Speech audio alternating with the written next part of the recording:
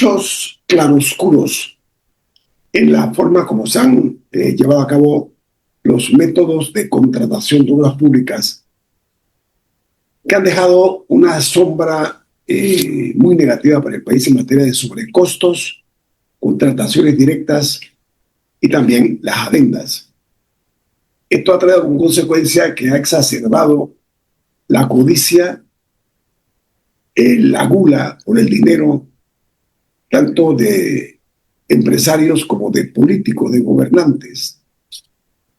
Uno de los casos más emblemáticos, no únicamente en Panamá, sino en toda la región, incluida los Estados Unidos, es el caso de la constructora brasileña Odebrecht, que se hizo de un número importante de contratos en nuestro país y que dejó un saldo muy negativo para los efectos de las supuestas coimas que pagó a altos funcionarios. Ellos, entre otras cosas, este complejo entramado que se creó, lo que hizo fue que llevó a que Panamá y los panameños perdiéramos la brújula de la panameñidad y el honor, porque el honor nuestro quedó en el piso con los escándalos que se dieron con Odebrecht. En este caso nos ocupa lo siguiente. Miren, esta empresa brasileña que aceptó a los ojos del mundo que había pagado coimas a presidentes de varios países, incluso señaló con, como se dice, con pelos y señales los nombres, realizó una obra importante para nuestro país, entre otras, que es el Aeropuerto Internacional de Tucumán, la Terminal 2. Hay una situación que el techo de ese, es nuestra principal puerta de entrada al país, el techo de este aeródromo está muy dañado, tiene serios daños por la construcción inapropiada de la obra, el desgaste de la infraestructura metálica que se está ahora revelando que no utilizaron los materiales apropiados, y eso no es nada nuevo. En Panamá las obras, los últimos más de 20 años, los últimos gobiernos que han antecedido a este, se destacaron por permitir que estas empresas utilizaran materiales muy defectuosos, por eso las obras no perduran en el tiempo. Esta situación del Aeropuerto Internacional de Tucumán trajo como consecuencia que el gerente de Tucumán S.A.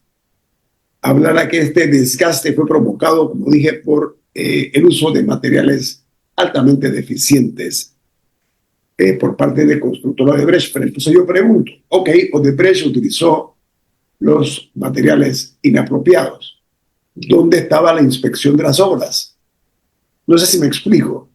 ¿Dónde estaban los funcionarios encargados de inspeccionar que la obra se hiciera conforme al contrato?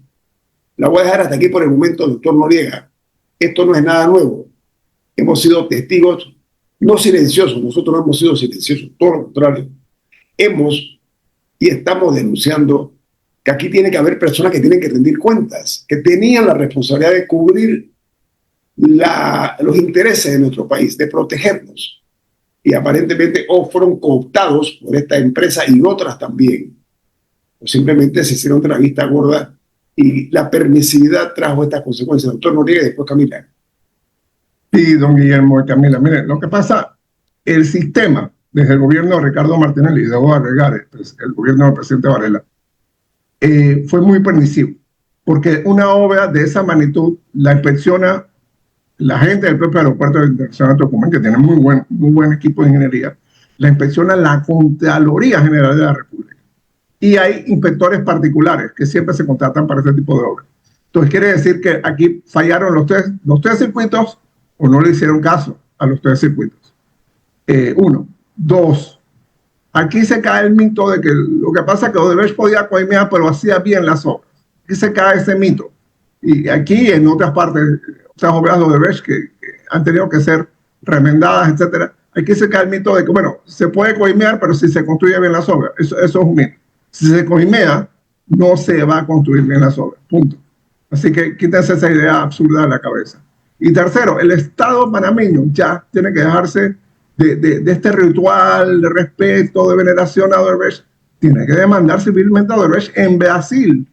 En Brasil, allá está nuestra plata, allá está el dinero de los panameños, allá y los panameños, el puñado de políticos y banqueros que se enriquecieron lavando los fondos de Odebrecht. En Estados Unidos, a los hijos de Ricardo Martínez, Ricardo Alberto Luis Enrique Martínez de Linares, el gobierno federal de Estados Unidos les quitó 28 millones de dólares que lavaron allá. Pero, ¿y los panameños qué pasó? Bueno, ¿para cuándo el juicio? ¿Para cuándo la Corte Suprema de Justicia va a empezar estos juicios? Porque la Corte Suprema tiene el de Varela, el de los hermanos Martínez de Linares, que son todos diputados del Parlacén. La Corte no se ha movido. Entonces estamos hablando de que el Estado panameño como tal no se da a respetar. Pero, y se la paso a Camila, a ver, la administración del aeropuerto de Tocumen, de acuerdo a lo que ha mencionado su gerente, dice que esta institución del Estado va a asumir el pago de los $2 millones que representa la reparación de ese techo, un techo altísimo, dicho sea de paso, pero que va a demandar a Odebrecht por las fallas cometidas. Odebrecht, debo recordarles, y es una vergüenza, realmente a mí me siento humillado como panameño, en mi honor, en mi dignidad como ciudadano, que Odebrecht todavía no ha pagado la demanda que se le impuso en un arbitraje, recuerdan, ¿no? 30 millones de dólares le está costando a nuestro país ese incumplimiento, pero el tema aquí es que el precio fijado en el año 2012 fue de, o construir el aeropuerto fue de 679 millones de dólares, pero terminó costando 917 millones de dólares, estamos hablando de 238 millones de más. ¿Dónde se fueron esos 238 millones de dólares? Claramente no fue en los acabados. Sí. A ver. Don Guillermo, hay que visitar el aeropuerto del Dorado, para que no lo conozcan, en Bogotá, Colombia, que al mismo tiempo que Panamá modernizaba su aeropuerto, ellos también lo hicieron. Por un poquito más, 1.200 millones de dólares. Vayan a ver cómo está la nueva terminal del Dorado y todo lo que tiene el aeropuerto del Dorado. Que aquí no tenemos ni siquiera la sombra de los servicios y la oferta cultural, la oferta gastronómica que hay en el aeropuerto del Dorado. Miren, amigos, esto, siempre decir las cosas como son, es nuestro norte, es nuestro compromiso. Esta falla grave en el aeropuerto no es la única. La carpeta de rodadura de la pista, de una de las pistas, el pavimento de rodadura, que es donde caen los aviones y donde carretean, como se usa en términos aeronáuticos, unos errores, entre comillas, u horrores cometidos en la construcción, provocó el cierre en su momento de 11 de las 20 puertas de la Terminal 2. Esto se debía a lo que ellos llamaron un defecto de construcción que tenía incluso hundimiento, la propia pista, y a un constructor de Odebrecht, lo penoso, lo vergonzoso, y esto va hacia los cuatro vientos. Esto es un grito que debe ser escuchado donde tiene que llegar. Estamos hablando de las autoridades panameñas, la justicia panameña, que a veces es sorda, tonta, muda. Me da mucha pena tener que decir esto. La deuda todavía Odebrecht a Panamá, un total de 146 millones de dólares, de una multa que era por 220 millones. Significa que solamente ha pagado. Esto es producto de los sobornos y las coimas. Ahí está la diferencia del aeropuerto. O sea, la multa entera, claro, estaba en la diferencia extra que pagó, o sea, tras que pagamos más por las obras, entonces las multas que nos deben no nos la pagan. Pero además, esto, el pago de sobornos o coimas, de acuerdo a las propias autoridades, se dieron entre el año 2010 y 2014. Doctor Noriega, me quedan 3 minutos. Sí, lamentablemente, aquí en Panamá no se ha hecho toda la investigación que debió hacerse. Perú acaba de condenar al expresidente Vizcarra a 14 años por este caso. En Panamá no ha habido ese tipo de condenas ejemplarizantes. Me da la impresión que vamos camino a una impunidad pactada entre los poderes del Estado. Aquí no pasó nada y vamos a meter los peces chicos, las sardinitas, vamos a meterlas en la cárcel y vamos a ver cómo los sacamos y aquí no pasó nada. Esto fue el mayor robo cometido en la historia de la República de Panamá y no puede quedar impune. Yo me pregunto... Pero en el caso de Brecht, ¿cuántas veces ha sido aplazado? 5. Camila, este juicio debió haber ocurrido casi que antes de la pandemia. ¿Y sabe qué, doctor? Ahora hay 2 presidentes señalados por estas actividades de Odebrecht en Panamá. Se están comentando los corrillos que se están poniendo de acuerdo para ver cómo entre ambos logran salir avanti, como dicen los italianos, ante esa posibilidad de que la justicia pueda llevarlos al sartén, ¿no? Y freírlos, como debe ser. Porque, como siempre digo, aquí solamente al sartén de la justicia se van a freír pescaditos pequeñitos, no los peces gordos, no los tiburones, las orcas, las ballenas, que hay mucho en la especie política nuestra en materia de corrupción. Vamos al corte comercial. Esto es En Perspectiva, un programa para la gente inteligente como usted.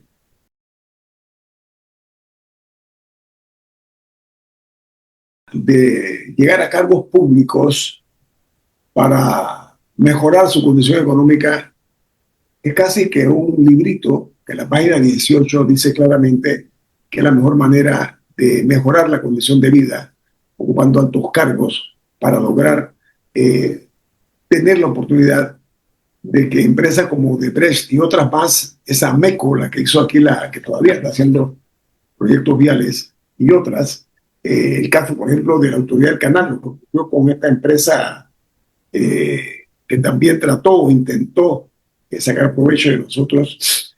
En fin, hemos tenido y hemos sido testigos de algunas contrataciones que se le han otorgado a empresas de dudosa reputación.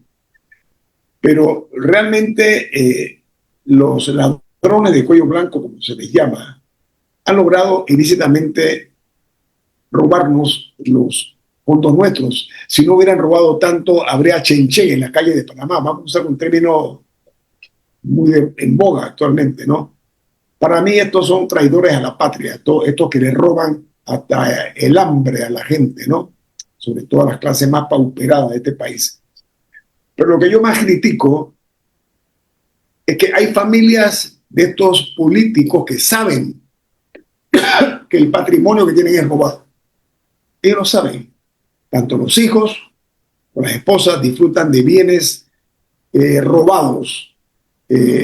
Viajan con dinero ajeno, compran yates, mansiones, helicópteros, aviones, etc. Realmente, digamos que en lugar de familias son pandillas, son cómplices en el acto de robarse los dineros del Estado.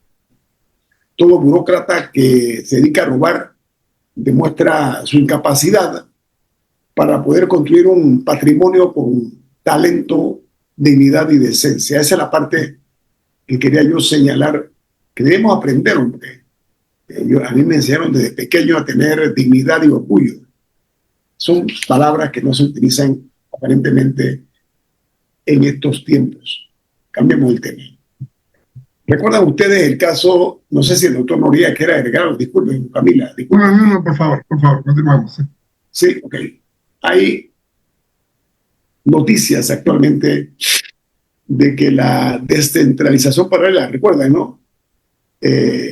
Vuelve a ser titular en nuestro país por una acción tomada por el Ministerio de Economía y Finanzas, que ha transferido unos 6.1 millones de dólares a ciertos municipios y juntas comunales que fueron refrendadas por la Contraloría General de la República.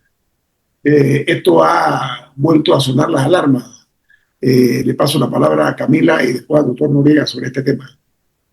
Sí, pues, uno de los que sonó la alarma con este caso fue el exdiputado Juan Diego Vázquez, de que había transferencias, algunas de ellas por montos como $150,000, que es como el promedio, a ciertos municipios, y que estos se dieron desde finales del año pasado a inicios de este año, fueron a lo largo de varios meses. Y que estos no eran los fondos regulares que se manejan, incluso una de las acusaciones que hacen es que AMUPA había pedido unos fondos que no se habían dado, la Asociación de Municipios de Panamá, porque salía que se tenían que subsanar, pero que estos sí se dieron de manera directa a ciertos municipios. Y, por ejemplo, algunos de los que más recibieron fue San Carlos, es el municipio que más dinero recibió, y el alcalde realizando metas. Igualmente otros municipios que recibieron estos fondos, más que nada son de realizando metas o cambio democrático. Bueno, son municipios y la Junta Comunal del Chorrillo, donde el representante es Sergio Gálvez. Entonces, se le ha hecho este cuestionamiento al MEF de por qué está haciendo estas transferencias de estos montos muy particulares a ciertos gobiernos locales.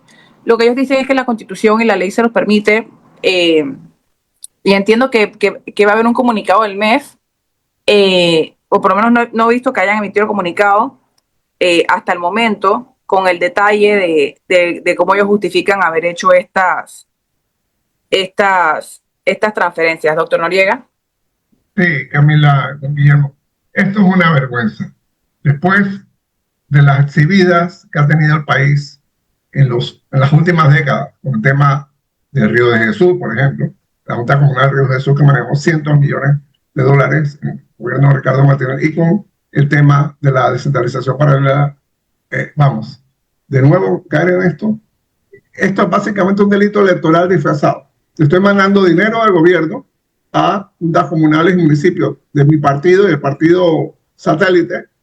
¿Para qué? Para que, bueno, repartan jamones, le ayudan a la gente con la cuenta de la luz, financian los uniformes de un equipo de fútbol o de un equipo de baloncesto, etcétera, etcétera, etcétera, etcétera. Entonces, ¿de qué estamos hablando nuevamente? Estamos hablando del clientelismo, estamos hablando de favoritismo, estamos hablando de usar los fondos públicos como si fueran particulares para cumplir fines que ni siquiera registran en el radar de las prioridades nacionales. Si fuera que, oye, esto fue una ayuda imparcial a los municipios que necesitaron soporte por el tema de desastres naturales, por el tema de incendios, por el tema de inundaciones, bueno, perfecto, se entiende. Pero de esta forma simplemente porque la Constitución dice que yo puedo mandarle fondos a los municipios. Sí, también la Constitución dice que Panamá debería tener un vicepresidente. Eso no se cumple. Entonces, yo creo que el Ministerio de Economía y Finanzas tiene que tener una mejor respuesta que esto. Si esto ocurrió en un momento, digamos, en los 5 minutos, pedir disculpas y comprometerse a mejores mecanismos de control y de transparencia. Y recordemos, aquí hubo refrendo de la Contraloría. O sea, que el señor Contralor también sabía que esto estaba sucediendo. Sí, algo importante, ya encontré la respuesta que le dio el MEF al diario La Prensa, y ahí dicen que lo que argumentan es que tienen la capacidad legal de efectuar transferencias directas adicionales a las manejadas por la Autoridad Nacional de Descentralización para sostener la estructura administrativa mínima obligatoria de los municipios y enfrentar insuficiencias de gestión. Sin embargo, revisando el mismo artículo de La Prensa, de la periodista Liana Morales, ellos detallan un poco más arriba qué aparece en Gaceta que se hizo con estos fondos. Y, por ejemplo, en el caso de San Carlos, que fue, insisto, el municipio que más recibió, tiene un alcalde RM, la mayoría de los fondos salen, según esta Gaceta, que fueron en donativos a personas. O sea, el MEF dice que ellos pueden transferir fondos para cuando los municipios, o sea, arbitrariamente, pues, cuando los municipios tienen vacíos en su presupuesto para cubrir sus necesidades, que ellos no tienen que consultarle a la autoridad de descentralización para poder hacerlo. Pero si transfieres $300,000 en febrero de 2025 y estos se distribuyen que 255,000 donativos a personas, ¿qué significa eso? Y eso no suena como una urgencia para cubrir un presupuesto que por alguna razón no le dio al alcalde o al representante. Entonces, están haciendo politiquería. Entonces, la versión del MEF contrasta un poco con lo que el mismo municipio de San Carlos dice que hizo con el dinero. Y en los 3 casos que detalla la prensa, tanto en septiembre de este año como en febrero de 2025, como en diciembre de 2024, en todos, la mayoría del dinero, la gran mayoría del dinero, se va en donativos a personas. Entonces, es insuficiente en ese caso la respuesta que ha dado. Camila, lamentablemente, si le ponemos la lupa, no me sorprendería, no quiero afirmarlo a priori, pero no me sorprendería que entre esas personas haya parientes de los representantes o los alcaldes. Amigos, la realidad, la cruda realidad, nos lleva a poner en marcha lo que yo llamo la terca memoria, lo que no debemos olvidar, que es la ambición cleptocrática de un grupejo de personas dedicadas exactamente a meternos la mano en el bolsillo, y nosotros calladitos, felices, permitimos este tipo de cosas. Pero dentro de ese contexto que estamos hablando, miren, para tener una idea, en la llamada o mal llamada descentralización paralela, que fue uno de los escándalos que vivimos en la administración pasada, recuerdan, cerca memoria, no olvidemos, ¿ok? En ese momento se habló de fórmulas discrecionales, pero también de materia política, para transferir unos 300 millones de dólares, particularmente en municipios y juntas comunales que estaban dominadas por el entonces partido de gobierno, el PRD, Partido Revolucionario Democrático, y algunos de sus socios o de sus aliados políticos. Entonces, se han presentado hasta el momento 294 denuncias por 213 millones de dólares que no han podido ser justificados, ni creo que puedan justificar. Entonces yo vuelvo a poner la pelota en la cancha que corresponde. ¿Dónde están las instituciones encargadas, ¿okay?, de hacer que las investigaciones puedan progresar y que se haga público quiénes fueron los que nos robaron? Hasta el apellido nos han robado. Y don Guillermo, la gran tragedia, la Contraloría, que fue la que refrendó estas transacciones, es la que tiene que hacer el audit que necesita el Ministerio Público para demostrar que hubo delitos. O sea, la Contraloría fue la que refrendó el acto y ahora a la Contraloría le va a tocar auditar el acto, por favor. Pero, doctor, yo lo que me pregunto es, ¿por qué tiene que ser mira, el hecho de que no sean los partidos políticos tradicionales los que hagan este tipo de denuncias y de demostraciones de preocupación, sino un partido como Vamos, y el que hace la denuncia? Entonces, Vamos y Moca son los que hacen de oposición en la Asamblea Nacional, no nos engañemos. No es el Partido Panameñista, no es el Molirena, no es el PRD. Todos están perdonen la expresión, pero todos están en el mismo sancocho, en la misma paila.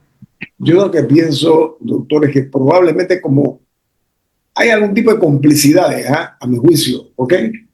Y sobre todo, esas complicidades son productos de no me meto contigo, tú no te metas conmigo. Es lo que yo sospecho. Te voy a probar un poquito de lo que está haciendo en esta cocina. Porque hemos visto al diputado Reyes, que es presidente de la Asamblea Nacional, participar en cortes de cinta de obras del Ejecutivo, que ni siquiera son obras del Legislativo, son obras del Ejecutivo. Y de un partido con el que supuestamente no tiene nada que ver, pero está por todas partes cortando cinta. Entonces, ¿eso qué significa? Como no hay chen-chen, hay parte del chen-chen, ¿ves? Recuperemos los dineros que son nuestro patrimonio que nos robaron. Vamos, ahí va a haber chen-chen para los que están hablando de la falta de chen-chen. Viene más. Esto es En Perspectiva, un programa para la gente inteligente como usted.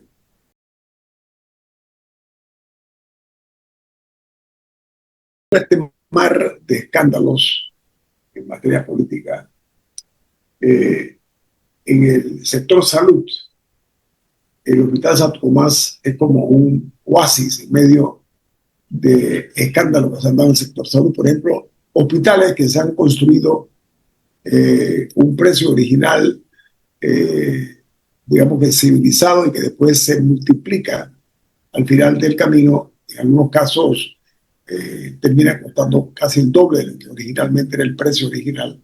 Otros que no han sido terminados todavía están allí y la gente sigue enfermándose, no van a detener, la salud no perdona.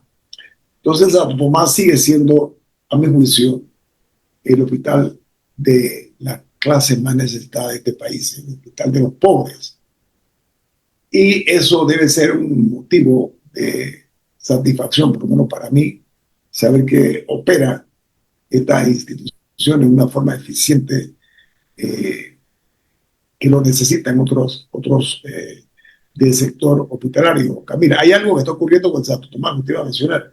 Bueno, no es que está ocurriendo con el Santo Tomás, sino que hoy hubo un comunicado de la Asociación de Médicos Especialistas del Hospital Santo Tomás sobre los planes de integración de los servicios de salud entre el MINSA y la Caja de Seguro Social. Porque básicamente se habló de que se va a crear una comisión que va a ver este tema de la integración de estos servicios. Y la advertencia que están haciendo estos médicos especialistas es, por un lado, están pidiendo que haya igual representación de los miembros designados por el Ejecutivo como de representantes de los trabajadores, porque lo que ellos argumentan es que como se trata, en el caso de la Caja de Seguro Social, de fondos aportados por los trabajadores y que le pertenecen a los trabajadores, que ellos deberían tener representación en esa mesa de igual peso. Y lo otro que expresan su preocupación sobre cómo se daría hipotéticamente esta integración, porque lo que dicen es que cuando uno va a juntar dos entidades de cualquier tipo, ambas tienen que tener subsanados sus asuntos, y que este no es el caso ni para el MINSA ni para la Caja de Seguro Social. Entonces, ese es más o menos lo más importante del comunicado, y quería escuchar del doctor Noriega sus impresiones y también cómo ve todo este tema de una posible integración. Adelante, doctor Noriega. Gracias, Camila y Guillermo. Miren, el Hospital Santo Tomás fue construido por el presidente Belisario Porras, usando como fuente de financiamiento la Lotería Nacional de Beneficencia, que acababa de ser nacionalizada en 1919. Y esa fue la fuente de financiamiento para construir el Hospital Santo Tomás, que era el elefante blanco, qué cosa más gigantesca, jamás lo vamos a llenar, bla, bla, bla, bla, bla. O sea, faltaba visión, faltaba planificación. Y sobre todo se rompieron paradigmas. En ese momento, la buena salud o se conseguía en la zona del canal, con el Hospital Gorgas, o no se conseguía. Y doctor Belisario Porras creó un modelo de salud pública que su secretario privado, Enrique Jiménez, repitió con el Hospital del Niño y el Hospital Nicolás Solano, y por ahí nos vamos. Bien. Panamá se da un lujo infame de tener dos sistemas de salud pública, el gestionado por el Ministerio de Salud y el gestionado por la Caja de Seguro Social. Ninguno de los dos cumple a cabalidad con su finalidad, ninguno de los dos satisface 100% de las necesidades de los usuarios, ninguno de los dos tiene financiamiento que necesita. ¿Hay dualidades? Sí, muchísimas. Hay dos sistemas de compras, hay dos sistemas de abastos, hay dos sistemas de inventarios, hay dos sistemas de contrataciones, hay dos sistemas de ascenso y promoción y evaluación de personal, etcétera, etcétera, etcétera, etcétera. O sea, que las oportunidades para eficiencia y aumento de la cobertura son enormes. Miren, voy a tratar de ser diplomático, pero miren la torpeza que hizo la Caja de Seguro Social para poder justificar la deschavetada idea de la ciudad hospitalaria. La ciudad hospitalaria la ciudad de la salud, perdón, es una entidad de la Caja de Seguro Social que tiene hospitales de muy avanzada tecnología y prácticamente está concentrando casi todos los especialistas de la Caja de Seguro Social del área metropolitana han sido trasladados hacia allá. Si usted va al hospital de la Seguro Social que estaba en la Vía España, al lado del Hospital San Fernando, prácticamente no hay nada ahí. Si usted va a la especializada, al lado de la Universidad de Panamá, hay muy pocos servicios allí, calle 17, etcétera, etcétera, etcétera. Se han llevado los cardiólogos, los geriatras, los ginecólogos, todos se lo han llevado para la ciudad de salud. Que eso se advertía. La ciudad de salud fue construida sin planificación. Y la ciudad de la salud va a quebrar el fondo, la reserva que hay en la Caja de Seguro Social para atender enfermedades de maternidad, porque es un complejo excesivamente costoso de mantener, sobre todo el recurso humano, el recurso tecnológico, todo lo demás. Segundo, por otra parte, tenemos unas dualidades impresionantes. Si uno va a una ciudad como Chité, se encuentra el hospital, el Ministerio de Salud, al frente del Hospital de Seguro Social. Y los dos a media capacidad. Y luego entonces una competencia. ¿Quién hace más hospitales en el interior? Hicimos este hospital de Seguro Social en David, entonces hacemos un Ministerio de Salud en Santiago. Entonces, no hay suficientes especialistas, no hay suficiente tecnología, suficientes insumos. Y obviamente lo que esto llama es a unificar los sistemas y tener un solo sistema. ¿Cómo lo tiene Costa Rica? No nos vayamos muy lejos. Lo tiene Costa Rica, pues cuesta menos, más eficiente y da más salud a la población. Esta tragedia de que una persona va a la caja de seguro social, tiene que esperar meses para una resonancia o meses para una cita con un cardiólogo. En el Hospital Santo Tomás es mucho más rápido. Pero el Santo Tomás no tiene la capacidad para todo eso. Bueno, ese es el tema que hay que atender. Hay que darle eficiencia al sistema, hay que darle participación a todos los sectores, porque esto va a ser traumático. Algunos de los médicos, algunas de las enfermeras, algunos de los tecnólogos y asistentes de profesionales de salud van a perder algunos privilegios. Eso de que yo hago unas horas aquí y unas horas acá, ya es un solo sistema. Sobre todo también los proveedores, el cartel de medicamentos y el cartel de insumos y equipos de salud también va a tener que enfrentar algunos problemas, porque le venden bien al Ministerio de Salud, los patronatos son la diferencia, le venden bien al Santo Tomás, al Hospital de Niños Oncológico, a los Domingo Valdía, hospitales que tienen patronatos, pero le venden mal al Seguro Social. Entonces, eso también hay que corregirlo. Allá hay una ineficiencia que puede ser 300 o 400 millones de dólares al año en sobrecostos de medicamentos e insumos que pudiéramos tener en ahorros. Si usáramos, por ejemplo, el sistema de la OPS, de la OMS, del CISCA, el Sistema de Integración Sanitario de Centroamérica, o incluso un OPS en Ciudad del Saber. O sea, hay opciones para abaratar lo que ya estamos haciendo. Entonces, doctor, eso obliga a que tengamos un sistema de salud universal, uno, dos, más eficiente, y tres, desde la perspectiva del paciente, no puede ser una carga kafkiana obtener la atención de un especialista. Hay tonterías que se hacen con el especialista. El especialista tiene que firmarme la receta. Si yo soy un paciente crónico de lo que sea, de uña encarnada, en el pie, el especialista tiene que firmarme cada 6 meses la receta. No, hágame una receta de un año, hágame una receta que automáticamente se renueva. Entonces, vas quitándole carga al especialista. Y hay cosas que el especialista puede ver directamente y otras que puede haber otro médico que la vea. Entonces, si la persona está tosiendo, ¿por qué tienes que verlo al especialista? No puede ver un médico general. Mire, sí, esto lo tiene que ver urgentemente el especialista. ¿Cómo nos vaya para allá? Pero alguien lo vio, alguien lo atendió, alguien lo canalizó. Entonces, creo que hacia allá vamos. Hay un rumorcito de que las universidades privadas, estas que tienen escuelas de medicina que han salido últimamente muy mal en los exámenes internacionales, están buscando un hospital privado para comprar, para tener su hospital universitario.